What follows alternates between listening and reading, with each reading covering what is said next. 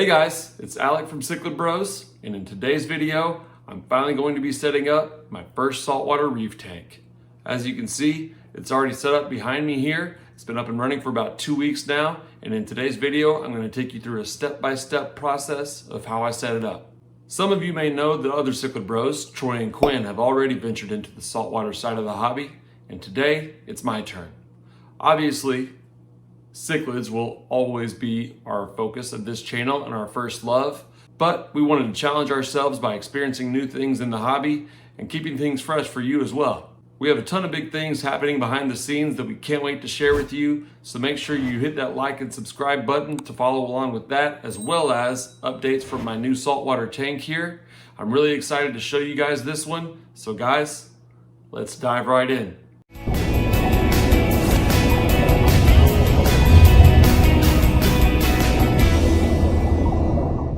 Alright, so some of you may already know this is kind of my basement fish room.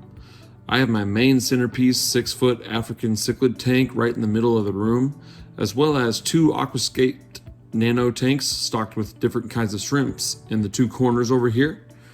I got some breeding going on in these tanks, so I will have an update on that coming soon. This is where I like to spend most of my downtime, and I love that I can watch all three of my tanks at the same time while I'm chilling and watching TV. There is just one spot where I wish I could look over and watch a tank, and that is right on the other side of my favorite couch here. I thought it would be perfect for a small Peninsula Reef tank. I've always loved Peninsula tanks if you can find the right spot to use it as a room divider, and I like that it's pretty unique as well. I got the 20-gallon Fiji Cube Peninsula all-in-one aquarium. All-in-one aquariums are perfect for saltwater beginners like myself that don't have the space for another large aquarium, and I love the dimensions of this tank. It's not too long to stick out into the middle of the room too far, and it's not too narrow for a nice aquascape and room for corals. The dimensions are about 24 by 15 inches. One of the most exciting things about this tank was a friend of the Cichlid Bros that is very handy and can make custom stands and desks to fit our needs. He already built my brother Quinn's desk to accommodate his saltwater tank, and I sent him a design for a custom stand to make for me. It's built to hide wires and store things like an ATO reservoir and equipment, a power strip, and other supplies with room for more automation equipment down the line. The stand is 26 inches tall, 24 inches front to back, and 20 inches side to side with a shelf for the power strip and other equipment 6 inches from the top. It has a hole in the back for cords to go in discreetly, a hole in the shelf to go down to the reservoir chamber in the bottom, and a small hole on the couch side to hide the power strip cord going to the wall outlet. I was very happy with how this turned out. So first, before we start scaping the tank, let's go over the equipment. For filtration, I'm using the Fiji Cube media insert in the first chamber filled with fine and coarse sponges, some activated carbon that will soon be upgraded to Chemi Pure Blue, and Marine Pure Bio Balls that is our favorite source of biological filtration. Some might call this overkill since live rock provides so much biological filtration in saltwater tanks, but these filter chambers are big enough, so I threw them in anyway. The second chamber will be a future home to a protein skimmer to help maintain nitrates and help with nutrient export. It's not totally necessary for a saltwater tank this size, but it definitely helps. In the last chamber, I went with the Cobalt Neotherm heater, which fits nicely without taking up too much space. And I'm going to start out running the stock return pump, but we'll look into upgrading if needed. For my ATO, I got the Tunes Osmolator 3152, which came very highly recommended. This piece of equipment is very important for the stability of a saltwater tank because it refills the tank with fresh water only when it senses the water level getting too low due to evaporation. Alright, now it's time to aquascape the live rock. You want to scape the rock before you add it to the tank to make sure your design is stable. It is also sometimes recommended to glue your rock together to prevent the scape from knocking down and scratching your glass. But I felt pretty confident that I could create a simple enough scape that will be stable enough without glue. I also like having the option to rescape down the line if need be. I wanted to go with a downward slanting scape that gets lower with more open swimming space in the front of the tank to accentuate the Peninsula style tank. Now it is time to add the sand. I went with 20 pounds of Nature's Ocean Live Aragonite sand.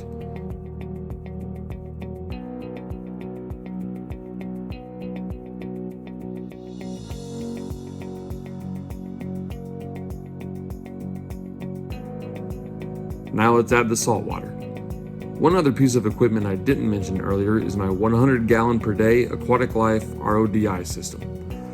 I will use that to make my own salt water for future water changes and for my ATO reservoir that is just pure fresh water added.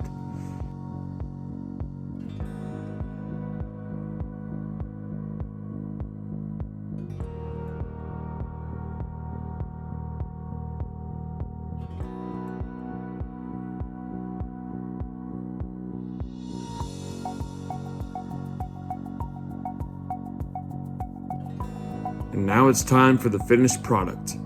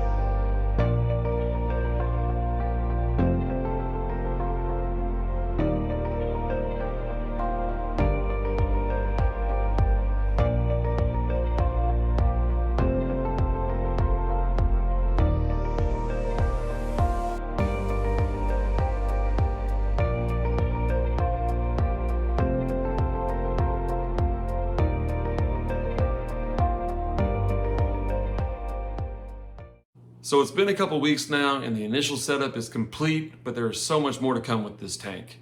I've added drops of ammonia and live bacteria to help speed up the cycle, and the cycle is almost complete.